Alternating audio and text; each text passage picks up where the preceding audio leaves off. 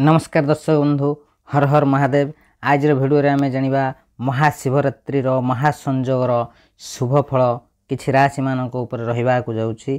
ज्योतिष शास्त्र अनुसार 12 गोटी राशि मान किसी राशि मान यही महाशिवरात्रि महासंजोग जहाँकि दीर्घ 300 वर्ष पर एपरी एक महासंजोग घटी, जहाँफल यार बहुत सारा शुभ फल किसी राशि व्यक्ति मान रहा जाऊँगी, जहाँफल से राशि मान जीवन में समस्त परिवर्तन घटवा जाऊँगी एवं सही राशि व्यक्ति माने बहुत शक्तिशाली होगा जाउछंती, दुनिया रे राज करने को जाउछंती एवं समाज रे सेमानकर मान सम्मान बढ़िया सहित सेमानक जीवन समस्त दुख कष्ट समस्यार समाधान स्वयं देवर देव महादेव करने को जाउछंती। यही महाशिवरात्रि महासंजोगर महाशुभ फल क्यों भाग्यशाली राशि मानक उपरे पड़वा जाउछि, सेमानकर कौन भाग्य रे परिवर्तन होगा जाउछि से विषय संपूर्ण भाव आज रही भिडियो आम जानिबा। तेबे दर्शक बंधु, से विषय संपूर्ण भाव जानिबा को हेले भिडियोटी को शेष पर्यंत निश्चिंत देखंतु एवं चैनल को जदि प्रथम थर आसी थांते तेबे चैनल को सब्सक्राइब करी पाखरे आसुथिबा बेल आइकन रे क्लिक करंतु, जहाँ फल आमर समस्त भिडियो सर्वप्रथम आपनक पाखरे पहुँची परिबो। तेबे दर्शक बंधु, से भाग्यशाली राशि मानक विषय जानिबा ताहा पूर्वर भिडियो को सांगसाथी बंधु बांधव मान को शेयर करने को जमाई भूलु ना। कमेंट बॉक्स रे हर हर महादेव बोली निश्चिंत लिखंतु। देवर देव महादेवंकर बहुत सारा शुभ फल बहुत सारा कृपा आपन को मध्य मिलिबो। तेबे दर्शक बंधु, प्रथम भाग्यशाली राशि होछि तुला राशि। तुला राशि व्यक्ति मानक उपरे ही महाशिवरात्रि महासंजोगर महाराज जोगर शुभ फल पड़वा जाउछि, जहाँ फल तुला राशि व्यक्ति माने सेमानक जीवन में बहुत भल समय देखा जाउछंती। तुला राशि व्यक्ति मानकर जहाँ सब जीवन में समस्या थला दुख कष्ट थला से सब दूर होगा जाउछि, सेमानक जीवन में खुशी ही खुशी भरवा जाउछि। तेबे दर्शक बंधु, जदि आपनकर तुला राशि होता है निश्चिंत भाव मन रखंतु, देवर देव महादेवंकर बहुत सारा कृपा आपनक ऊपर रहा जाउछि। यही महाशिवरात्रि शुभ फल आपनक राशि उपरे मिलवा जाउछि, जहाँ फल आपनक जीवन जहाँ सब आर्थिक समस्या थला सब किछि समाधान होगा जाउछि। जो तुला राशि व्यक्ति माने दीर्घ दिन हेब अविवाहित थिले सेमानकर विवाहर जोग मध्य रहुछि एवं सेमानकर मनपसंदर जीवन साथी तांकु मिलवा सहित सेमानकर दाम्पत्य जीवन बहुत भल रहा जाउछि। तुला राशि व्यक्ति माने जो माने विदेश रे काम करने को किंबा विदेश रे पाठ पढ़ा को पसंद करुले बा इच्छा थला सेमानकर इच्छा पूर्ण होगा जाउछि। देवर देव महादेवंकर कृपारू यही महाशिवरात्रि परठारू आपनक मनपसंदर काम सहित आपन जहाँ इच्छा करेंगे आपनकर समस्त इच्छा पूर्ण होगा जाउछि। आपन राजा भली बंचिबा जाउछंती। तुला राशि व्यक्ति माने आपनक जीवन में जहाँ सब संकट दुख विपद आपद थला सब किछि दूर होगा जाउछि।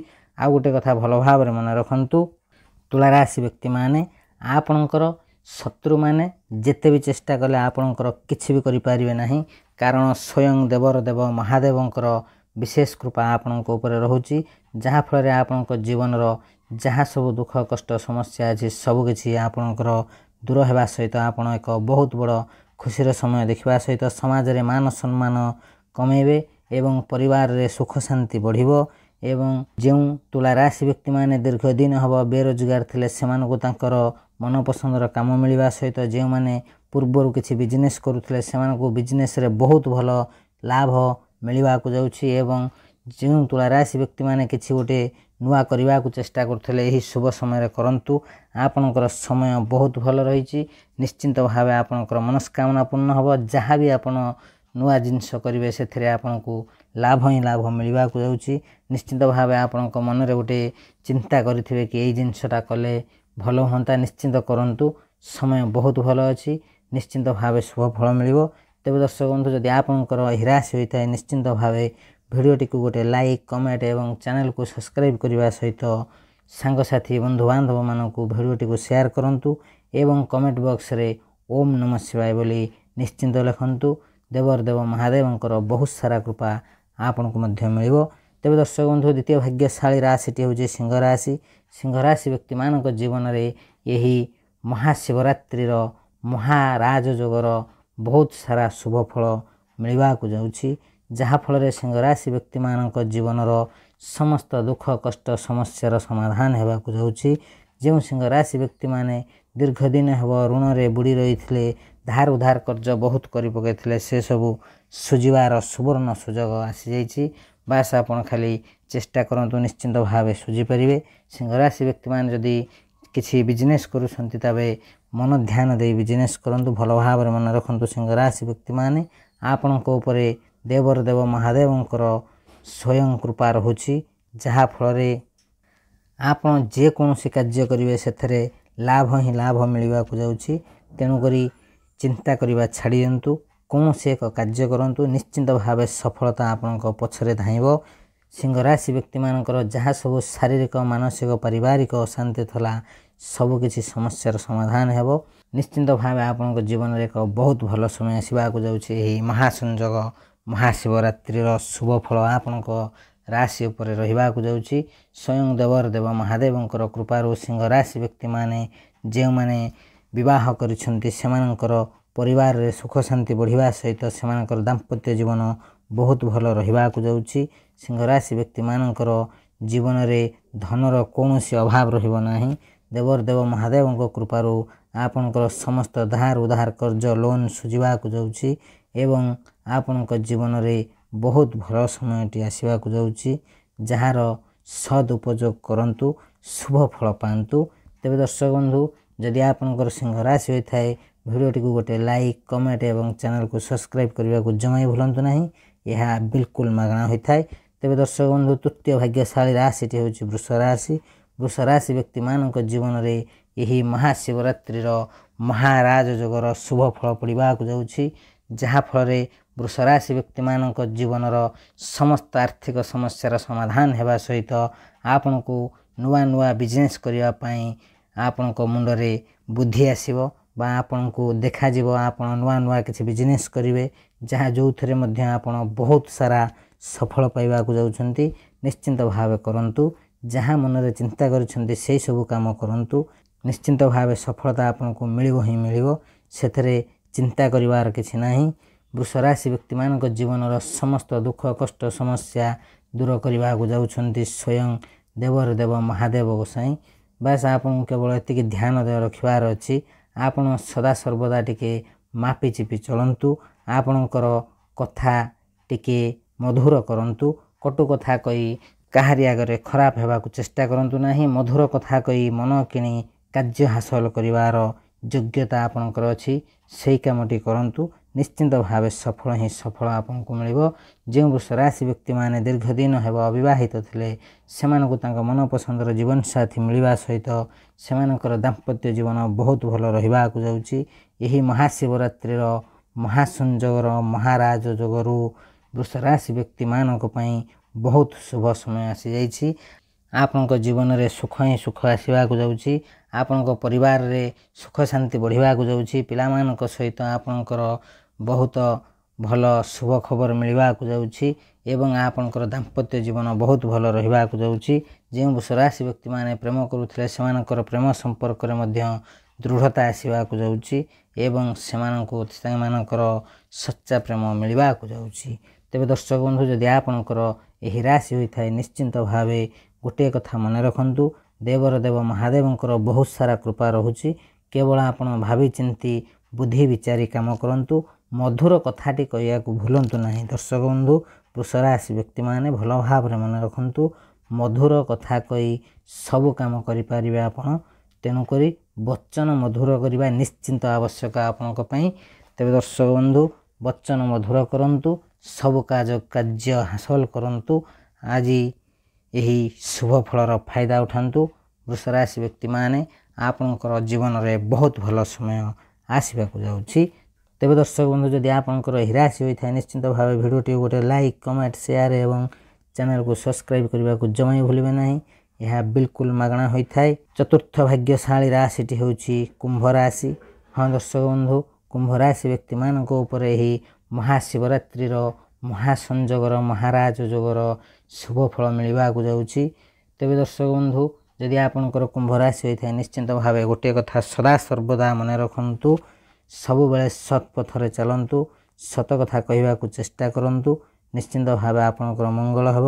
ଦେବର ଦେବ ମହାଦେବଙ୍କର ବହୁତ ସାରା କୃପା ରହୁଥିବାରୁ କୁମ୍ଭ ରାଶି ବ୍ୟକ୍ତିମାନଙ୍କୁ ଅଚାନକ କୌଣସି ଏକ ସ୍ଥାନରୁ ଧନ ପ୍ରାପ୍ତର ଯୋଗ ରହିଛି ଏବଂ ଆପଣଙ୍କ ଜୀବନର ଧନର ସମସ୍ୟା ସବୁବେଳ ପାଇଁ ସମାପ୍ତ ହେବାକୁ ଯାଉଛି। ହଁ ଦର୍ଶକ ବନ୍ଧୁ, କୁମ୍ଭ ରାଶି ବ୍ୟକ୍ତିମାନେ ତାଙ୍କ ଜୀବନରେ ବହୁତ ଧନର ସମସ୍ୟା ଦେଖିଲେଣି। ବାସ୍ ବହୁତ ହେଇଗଲା।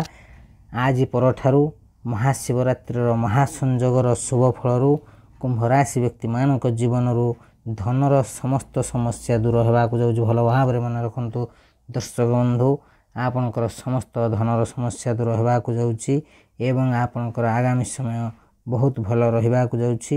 ଆପଣଙ୍କର ମନପସନ୍ଦର କାମ ଆପଣଙ୍କୁ ମିଳିବାକୁ ଯାଉଛି ଏବଂ ଯେଉଁମାନେ ପୂର୍ବରୁ କିଛି ଚାକିରି କରୁଥିଲେ ସେମାନଙ୍କୁ ଚାକିରିରେ ପଦୋନ୍ନତି ଏବଂ ଦରମା ବୃଦ୍ଧିର ମଧ୍ୟ ଯୋଗ ରହିଛି। ତେବେ ଦର୍ଶକ ବନ୍ଧୁ, କୁମ୍ଭ ରାଶି ବ୍ୟକ୍ତିମାନଙ୍କର ବିଦେଶ ଯାତ୍ରାରେ ମଧ୍ୟ ସୁଯୋଗ ରହିଛି। ଯଦି ଆପଣ ବିଦେଶ ଯିବାକୁ ଚାହୁଁଛନ୍ତି ନିଶ୍ଚିନ୍ତ ଭାବେ ଏହି ଶୁଭ ସମୟରେ ଯାଆନ୍ତୁ, ଆପଣଙ୍କ ପାଇଁ ବହୁତ ଭଲ ରହିବ। ତେବେ କୁମ୍ଭ ରାଶି ବ୍ୟକ୍ତିମାନେ ତାଙ୍କ ଜୀବନର ସମସ୍ତ ଆର୍ଥିକ, ମାନସିକ ଏବଂ ପାରିବାରିକ ସମସ୍ୟାର ସମାଧାନ କରିବାକୁ ଯାଉଛନ୍ତି।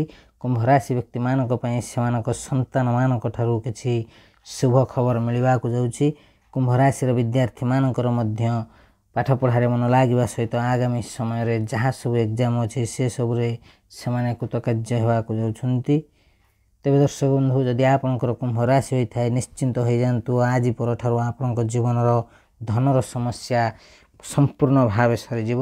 ବହୁତ କଷ୍ଟ ସହିଲେଣି ଆପଣ, ଧନ ପାଇଁ ବହୁତ ଜଟିଳ ସମସ୍ୟାର ସମାଧାନ କରିଛନ୍ତି ବା ସମ୍ମୁଖୀନ ହୋଇଛନ୍ତି ଆପଣ। ବାସ୍ ଆପଣଙ୍କର ସମସ୍ତ ସମସ୍ୟାର ସମାଧାନ ହୋଇଗଲା। ଆଜି ପରଠାରୁ ଦେବର ଦେବ ମହାଦେବଙ୍କର ବହୁତ ସାରା କୃପା କୁମ୍ଭ ରାଶି ବ୍ୟକ୍ତିମାନଙ୍କ ଉପରେ ରହୁଥିବାରୁ ସେମାନଙ୍କର ସମସ୍ତ ଧନର ସମସ୍ୟା ଦୂର ହୋଇଛି।